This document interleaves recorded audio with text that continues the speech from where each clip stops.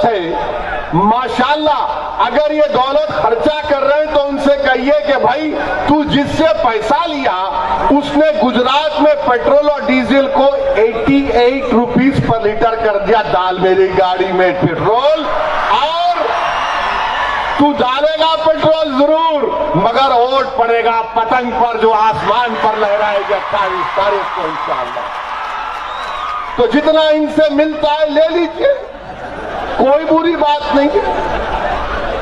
गारत का गड़ा है, उनका भरता नहीं है, उनको मिल रहा है, खूब मिल रहा है। अरे रुक जाइए भाई, ओ भाई बैठ जाओ, हाथ क्यों पकड़े, बैठ। ये तुम लोग ऐसा गड़बड़ कर रहे कि अभी खत्म करना है। अब बैठो, अभी कल से day and night test match हो रहा, अपना तो अभी शुरू हुआ यार। अभी तो बैटिंग होगी ना, दबा के बैटिंग होगी और आप 28 को विकेट निकाल लेंगे इंशाअल्लाह। क्लीन बोल्ड, पूरे के पूरे क्लीन बोल्ड, कोई डीआरएस नहीं, कुछ नहीं, खाली बॉल पड़ेगा आपकी यहां से, डंडी गई, विकेट गए, पूरे गए। इलेक्शन में डंडी जाएगी, ऐसा कुछ नहीं, गलत नहीं समझने। अच्छा, मैं आपको बता रहा था कि यहां के जो मसाइल हैं कि शहर के मगरबी इलाका और मशरकी इलाके में, शहर में 20 से ज्यादा सेकेंडरी स्कूल हैं जिसमें से 3 सिर्फ मुस्लिम अक़लियत इलाकों में है। गोधरा शहर में 7 और पंचमहल जिले में कुल 10 उर्दू प्राइमरी स्कूल, लेकिन एक भी सेकेंडरी स्कूल नहीं। 8वीं जमात पास करने के बाद जो मुस्लिम लड़कियां उर्दू पढ़ती हैं स्कूल छोड़ देती हैं और इनका ड्रॉप आउट रेट 80% से ज्यादा है। तो ये क्या है? नो सबका साथ, नो सबका विश्वास, नो सबका विकास। और फिर मोदी जी क्या बोलते? बेटी बचाओ देश बचाओ। बोलते नहीं बोलते? भाइयों बहनों, देश बचाओ, बेटी बचाओ। ये कैसा बचाएंगे बेटी को? अगर आप गोधरा शहर में उर्दू के लिए 8th क्लास के बाद मिस्टर मोदी कोई स्कूल ही नहीं है, बेटी कैसा बचेगी? बेटी पढ़ेगी ना, बेटी काबिल बनेगी, बेटी डॉक्टर बने, बेटी कलेक्टर बने, बेटी इंजीनियर बने, बेटी साइंटिस्ट बने, तो ही तो कुछ देश का कुछ होगा। मगर यहां पर ऐसा है कि आंख की कमजोरी इतनी है कि एक ही इलाका नजर आता, दूसरा देखता ही नहीं है। तो इन लोगों को आंख का नंबर जांच करवाना चाहिए, शायद आंखों में मोतिया आ चुका। ज्यादा शुगर हो जाती है ना, शक्कर खाते तो मोतिया पैदा हो जाता है इन लोगों को। खूब खाए शक्कर। अब इंशाअल्लाह ताला हम इनको क्या बोलते शक्कर की दवा को, इंजेक्शन देंगे उसका इंशाअल्लाह। अच्छा, 2017 में नगर पालिका बजट में अस्पताल शुरू करने के लिए 65 लाख की ग्रांट मंजूर हुई, एक भी पैसा खर्चा नहीं हुआ। तो मोदी जी से पूछेंगे तो मोदी जी बोलेंगे भाइयों बहनों 15 लाख आपको देने का वादा किया था, तुम कहां 65 लाख की बात कर रहे हो? ये विकास। फिर मुस्लिम इलाकों में स्ट्रीट लाइट नहीं है, अंधेरा है, लाइट लगती नहीं है, कोई रोशनी नहीं है। अब आपको रोशन करना है। 28 तारीख को आप मजलिस के 8 कैंडिडेट को कामयाब करिए, इंशाअल्लाह ताला ये पूरे 8 इलाकों चकाचक चमन चमक चमकेंगे एकदम, क्योंकि हम ये अंधेरा कर रहे हैं। फिर ये अहम मसला है 2002 के बदतरीन फसादात के बाद, जिसको मैं जेनोसाइड कहता हूं। गुजरात में गोधरा में कोई कर्फ्यू व फसाद नहीं हुआ, तो फिर डिस्टर्ब एरिया एक्ट क्यों लगाते आप? ये डिस्टर्ब एरिया एक्ट तो भारत के संविधान के खिलाफ है। ये डिस्टर्ब एरिया एक्ट का जो अमेंडमेंट है वो इतना खराब अमेंडमेंट है कि साउथ अफ्रीका में जब व्हाइट सफेद फार्म लोगों की हुकूमत थी, जब तक वहां पर उनकी हुकूमत थी, नेल्सन मंडेला की रिहाई के बाद हालात बदल गए, मगर उससे पहले तक FW de क्लर्क तक वहां पर भी इस तरह का कानून था। डिस्टर्ब एरिया एक्ट के नाम पर वहां पर भी एक कानून था और वहां पर ब्लैक अफ्रीकन लोगों के उन इलाकों को बंटुस्तान कहते थे। बंटुस्तान। मोदी जी क्या आप यह बंटुस्तान करना चाहते हैं? यह भारत के संविधान के आर्टिकल 19 और 21 के खिलाफ है। मोदी जी ने क्या कहा था? मेरा कोई मजहब नहीं है, खाली संविधान। तो वही संविधान का हवाला हम देकर मोदी जी को कह रहे हैं कि आर्टिकल 19, 1E और आर्टिकल 21 का वायलेशन है। इसके ऊपर आप क्यों मना रही है? कानून को निकालो आप। अगर भाईचारगी पैदा करना आपका मकसद है, ये भाईचारगी भी संविधान में बाबा साहेब अम्बेडकर ने लिखा, फ्रेटर्निटी, भाईचारगी, ये संविधान के प्रियम्बल में लिखा हुआ है कि भाईचारगी पैदा करो। अरे ऐसा कानून आप बना रहे हैं कि कभी भाईचारगी नहीं पैदा होगी, कभी भाईचारगी नहीं कैसा पैदा होगी? जब अगर मैं अपने हिंदू भाई से मिलूंगा, अपने दलित भाई से मिलूंगा, आदिवासी भाई मुझसे मिलेगा, वो मेरी रमजान को समझेगा, मैं उसके त्योहार को समझूंगा, तो भाईचारगी पैदा होगी ना। इलेक्शन जीतना हारना अलग बात है, मगर भाईचारगी का खत्म करने का कानून अमेंडमेंट लेकर आते हैं। ये अल्लाह का शुक्र है कि हाई कोर्ट ने उसके ऊपर स्टे दे दिया। फिर ये बारिश के मौसम में ये इलाके सिग्नल फ्रिया, मुस्लिम सोसाइटी ए, मुस्लिम सोसाइटी बी, सतपोल में पानी आ जाता है, आमदोरफ्त की बहुत तकलीफ होती है। और फिर गार्डन का जिक्र मुफ्ती साहब ने कर दिया। अब ये गार्डन को बनाना आपका काम है, आप गार्डन को बनाइए, मगर याद रखिए सबसे बेहतरीन गार्डन जो बनेगा वो आपके इत्तेहाद से बनेगा। जो चमन तुम्हारे हाथों से इत्तेहाद का बनेगा, जो चमन तुम अपने आंसुओं से, अपने पसीनों से, अपने दुआओं से, अपने रात में शब्बेदारी से उस चमन को तुम तामीर करोगे। और वक्त का तकाजा यह है हमारे वतन अजीज में, अगर सबसे बड़े चमन की जरूरत है तो इत्तेहाद के चमन की जरूरत है, जिसमें हर किस्म का फूल हो, जिसमें हर किस्म का फूल हो। जब हम ये चमन तैयार कर लेंगे तो खुदा की कसम दुनिया का कोई तूफान इस चमन पर खजा आने नहीं देगा। तो मेरे अजीज दोस्तों और बुजुर्गों, फिर ये मैं जिक्र कर चुका हूं कि 2.5 साल हीरो का रोल अदा करते और 2.5 साल विलन का रोल अदा करते हैं। क्या एक्टर है ये तुम लोग? अरे यहां क्यों इलेक्शन लड़ रहे? मुंबई चले जाओ, फिल्म में एक्ट करो, हिट हो जाएगी। 2.5 साल आप एक बोलेंगे मैं हीरो हूं और 2.5 साल के बाद आप बोलेंगे मैं मोदी का हीरो हूं। तो आपको असली हीरो को कामयाब करना है। ये जो 8 उम्मीदवार आपके सामने हैं, मेरी आपसे गुजारिश है कि आप इनका साथ दीजिए, इनको कामयाब करिए। और मेरे अजीज दोस्तों और बुजुर्गों, एक और कानून बीजेपी की सरकार ने बनाया जिसको GCTOC बिल है, जिसको सदर जमहूरिया ने मंजूरी दे दी, गुजरात ऑर्गेनाइज क्राइम का कानून है।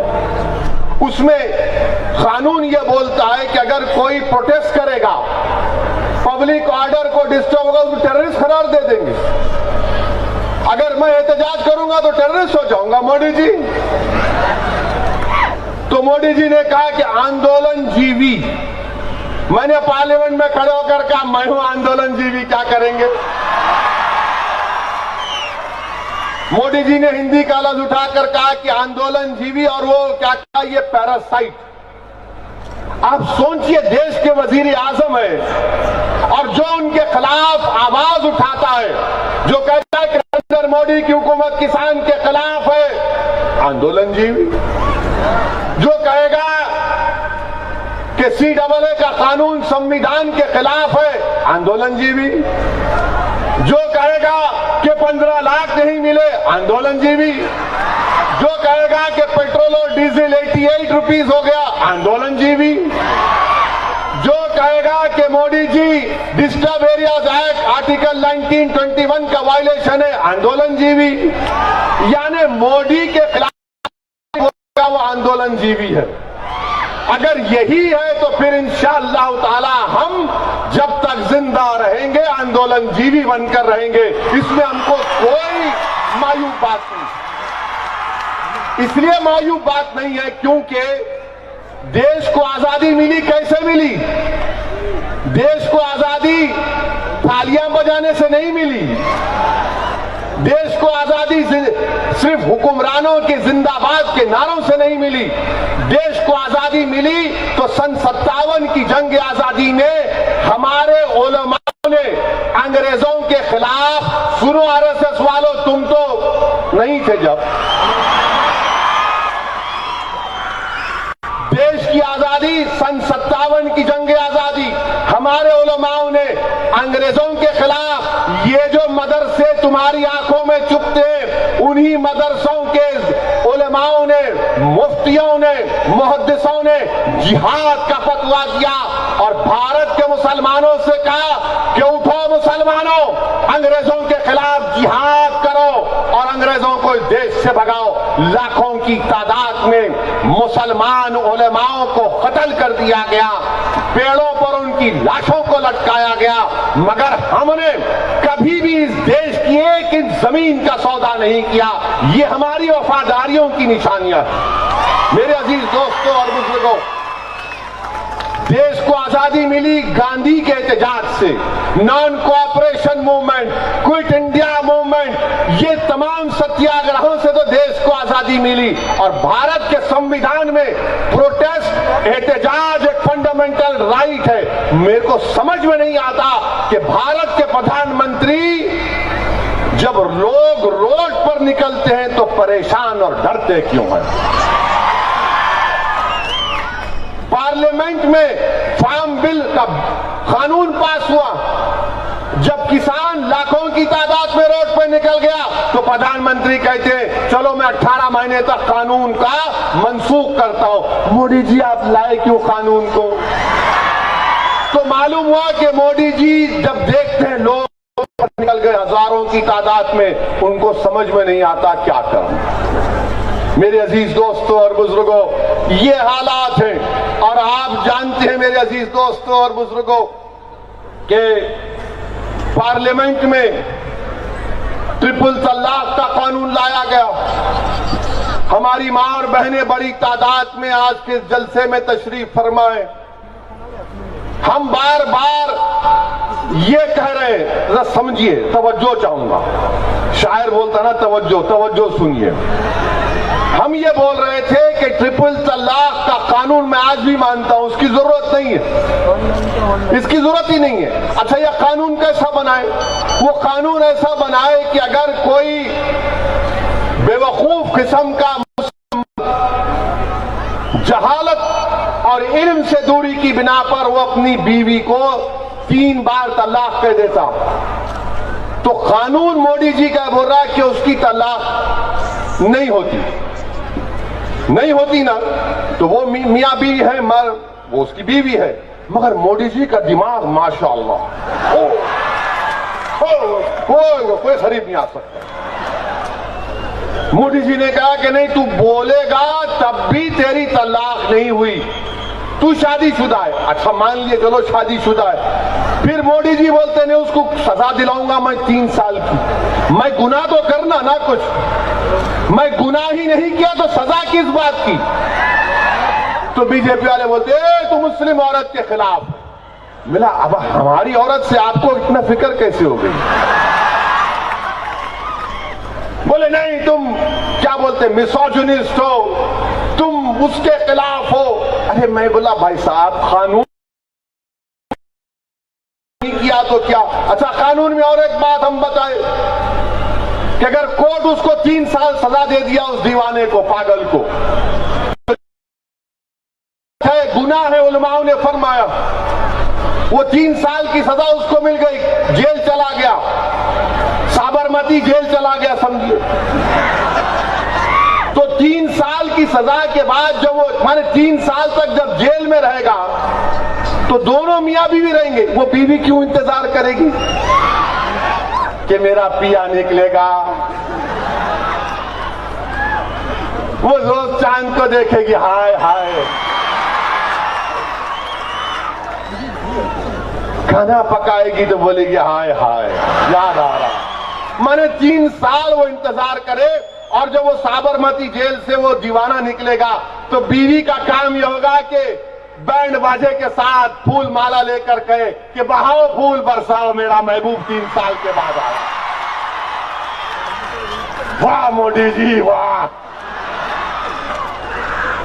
हम क्या बोले कि भारत में ऐसे कई लोग हैं जो बीवी रखते हैं मगर उनके साथ नहीं रहते। उसको इंग्लिश में बोलते हैं अबैंडनमेंट। तो अब क्या होगा इस कानून से? वो मुसलमान, उसको अगर शरीयत का लिहाज होता तो ट्रिपल तलाक बोलेगा नहीं। अब उसको मालूम होगा, बोला मैं तेरे को बोला नहीं, तू निकल घर से, तू निकल घर से, निकाल देगा। तो भारत में 30 लाख ऐसे महिलाएं हैं, ये गवर्नमेंट ऑफ इंडिया का डेटा है, जो शादीशुदा है मगर अपने पति के साथ नहीं है। हमने कहा उसका कानून बनाओ आप। अगर कोई शौहर, अगर कोई हस्बैंड अपनी बीवी को छोड़ता है, उसको बोलो रखो लाके घर में, उसके साथ रहो। उस औरत को भी तो इंसाफ मिलना ना, मगर वो कानून नहीं बनाए। आप ट्रिपल तलाक पर बना दिए। आप ट्रिपल तलाक का कानून बना, कुछ हुआ? कुछ भी नहीं हुआ, कुछ नहीं हुआ। माशरे की बुराइयां माशरे में बसने वाले लोगों की जहनियत को तब्दील करने से होती है, मगर आपने कानून बना दिया। हमने उसके खिलाफ बोला, एक नहीं 3 बार मैंने मेरी तकारीरें पार्लियामेंट की, हमने उसके खिलाफ बोला। और हमने ये भी कहा, जब मैं तकरीर कर रहा था तो एक साहब बीजेपी के उठ के बोले, ए ओवैसी, क्या तुमको पसंद नहीं है कि मुस्लिम महिलाओं को, यानी उसने कहा कि तुम 2-2 शादियां करते। मैं बोला प्यारे, एक में मैं परेशान हूं। हमको मालूम जिम्मेदारी का लिहाज मिला है। अब पलटा के बुझा, जबान हमारी बहुत खराब है, किसी का कर्जा बाकी नहीं रखते हम। बोलेंगे जवाब आएगा। तुम एक बोलोगे, मैं 1.25 शेर बोलूंगा। इसीलिए हम कहते हैं कि ये मामला ऐसा चल रहा है। मेरे अजीज दोस्तों और बुजुर्गों, फिर आपने CAA का कानून बनाया। अब आप बताइए कि CAA का कानून मजहब की बुनियाद पर बना दिया गया। हम ये कह रहे हैं कि अफगानिस्तान से अगर कोई हिंदू या सिख आता है, बराबर उसको दो आप। पाकिस्तान से कोई हिंदू सिख आता है, बराबर दो उसको आप। नेपाल से आता है, दो आप, मगर मजहब की बुनियाद पर नहीं। क्योंकि इस अंबेडकर के बनाए हुए संविधान में राइट टू इक्वालिटी है, सब बराबर है, कोई अलग नहीं है, सब बराबर है, इक्वल है, बराबर है। उसके खिलाफ जाता है, नहीं नहीं नहीं, आप उनके खिलाफ है। हम किसके भी खिलाफ नहीं है, मगर संविधान के खिलाफ आप काम नहीं कर सकते। पूरे भारत के पार्लियामेंट में हमने दलाइल के साथ मजलिस इत्तेहादुल मुस्लिमीन ने अपनी बात को रखा, और मैंने अपनी तकरीर में अपने अख्तिताम से पहले मैंने कहा कि जनाब स्पीकर साहब, महात्मा गांधी ने सफेद फाम हुकूमत के गलत कानून के खिलाफ गांधी ने उस कानून को फाड़ा था। मैं भी आज पार्लियामेंट में इस कानून को फाड़ता हूं और इसको हम रिजेक्ट करते हैं। अब ये जो कांग्रेस पार्टी के लोग हैं, वो मेरे को बोले क्यों फाड़े, फाड़ने की जरूरत क्या थी? तो मैंने पूछा उनसे, तुमको क्या तकलीफ, तुम्हारा तो नहीं फाड़ा कुछ, कागज फाड़ा हूं, कानून को फाड़ा हूं। इसलिए फाड़ा हूं क्योंकि गांधी ने सिखाया था, जो तुम भूल गए मुझे याद है। नहीं तुम ये पब्लिक के लिए किए। मैंने कहा कि हाँ, पब्लिक के लिए ही करते हैं। हम किसी की गुलामी करते हैं तो जनता की गुलामी करते हैं। एक एमपी जो होता है वो आवाम का गुलाम होता है और उसको आवाम के मसाइल की तर्जुमानी करना पड़ता है। तो बोले अरे तुम तो कुत्ते की तरह बात कर रहे। तो मैंने कहा हाँ, मैं भारत के तमाम कमजोर जनता का कुत्ता हूं और जो कमजोरों पर हमला करेगा कतरूंगा भी और चीड़-फाड़ भी कर दूंगा, याद रखो। बोले ये क्या बात है? बोले हाँ यही तो काम है। अवाम वोट डाली तो जीत के आया, वरना मुझे कौन पहचानता था। अगर आप बोलते मुझे 20 साल पहले कि कोई हैदराबाद से एक शख्स आएगा गोधरा को, तो आप बोलते हैं जा चल बहुत फेंका, चल पास। लंबी लंबी छोड़ने की आदत हो गई तेरे को भी उनकी तरह, समझ गए ना, उनकी तरह। ये अल्लाह का करम है।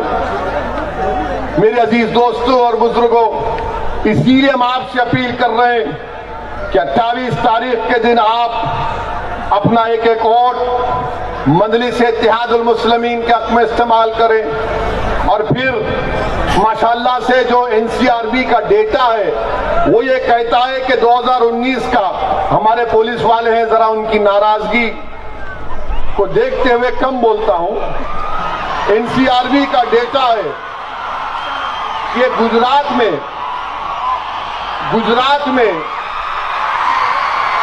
क्या होगा, अभी टाइम है 15 मिनट। गुजरात में कस्टोडियल डेथ जो होती है दूसरा नंबर का स्टेट है, एनसीआरबी का डेटा है। अब आप बताइए क्या हालात है, इसका जिम्मेदार कौन है? तो मेरे अजीज दोस्तों और बुजुर्गों, हमको बार बार हर जलसे के बाद, हर तकरीर के बाद मुझे मेरे व्हाट्सएप पर धमकी आमेज व्हाट्सएप भिजाते, ये नाथूराम गोडसे की नाजायज औलाद है। इनको ना अपने डैडी का पता है ना मम्मी का पता। तो अब ये तकरीर हो गई, शुरू कर देते। मैं उनसे बार बार कहता हूं कि भाई साहब, मैं इस दुनिया में आया हूं तो एक दिन जाऊंगा इंशाअल्लाह, कोई नहीं बचेगा। अलेक्जेंडर जब दुनिया से गया तो उसने वसीयत की थी कि जब मैं दुनिया, ग्रेट अलेक्जेंडर, कि जब मैं दुनिया से जाऊंगा तो मेरे दोनों हाथों को खुला रखना। लोगों ने पूछा क्यों? तो उसने कहा मैं अलेक्जेंडर द ग्रेट हूं, मैंने आधी दुनिया को फतह किया। मैं दुनिया को बताना चाह रहा हूं कि जब दुनिया से जा रहा हूं तो मेरे हाथ खाली हैं। हम भी जाएंगे, कौन उसमें बड़ी बात है? जाएंगे आप और हम जाएंगे ना। ये दुनिया तो एक मुसाफिर है, आप और हम और आप तो मुसाफिर हैं। कि रहमतुल्लाह अलमीन सल्लल्लाहु अलैहि वसल्लम ने फरमाया कि ऐसा मुसाफिर जो थक कर एक पेड़ के नीचे बैठा है, वो जो दुनिया है वो तो बाकी रहने वाली दुनिया है। तो इस दुनिया से जाना है, इसीलिए अल्हम्दुलिल्लाह मेरे पास कोई सिक्योरिटी नहीं लेता हूं मैं, कोई नहीं। और अगर कोई सुन रहा है उसको अगर ये शौक है कि इसको कुछ करना है तो प्यारे हाजिर हूं। तुम कुछ भी कर सकते हो, तुम्हारा इख्तियार है। मगर मैं जो पैगाम अल्लाह के फजलो करम से, रसूलुल्लाह सल्लल्लाहु अलैहि वसल्लम के सदक़े तुफैल में अहले दिल की दुआओं की वजह से, और मैं जिन नेक लोगों की सोहबत में उनके पैरों के पास बैठकर थोड़ा बहुत इल्म हासिल किया, ये पैगाम दे रहा हूं कि जाना तो है मुझे एक दिन, मगर मैं जो सोच और पैगाम देकर जा रहा हूं वो इंशाअल्लाह ताला मेरी इस दुनिया से जाने के बाद भी अल्लाह अपने फजल करम से उसको जिंदा और आबाद रखेगा। वो पैगाम मेरा नहीं है, वो पैगाम यह है कि गोधरा की सरजमीन पर आपकी लीडरशिप पैदा हो, गोधरा की सरजमीन पर हमारी बहनें लीडर बने, गोधरा की हमारे बच्चे लीडर बने जो 2.5 साल का ड्रामा नहीं करेंगे, बल्कि बातिल ताकतों की आंख में आंख डालकर गोधरा के हक के लिए लड़ेंगे, जो गुजरात के मजलूमों की आवाम के लिए हक के लिए लड़ेंगे, जो मुसलमानों की आवाज उठाएंगे, आदिवासियों की आवाज उठाएंगे, दलितों के ऐसे इंसाफ का मुतालबा करेंगे, वो हर मजलूम का साथ देंगे, जालिम से पंजा आजमाई करेंगे, भारत को मजबूत करेंगे, संविधान को मजबूत करेंगे। ये मेरी जिंदगी का पैगाम है। अरे मरना तो है एक दिन, कोई नहीं बचेगा, ना मुझे मालूम ना तुम्हें मालूम कि सुबह का सूरज हम देख पाएंगे नहीं देख पाएंगे। इसीलिए नौजवानों, मैं तुमको पैगाम दे रहा हूं जो मैं आपको दे रहा हूं, और याद रखो मैं एक गुनाहगार आदमी हूं, मुझमें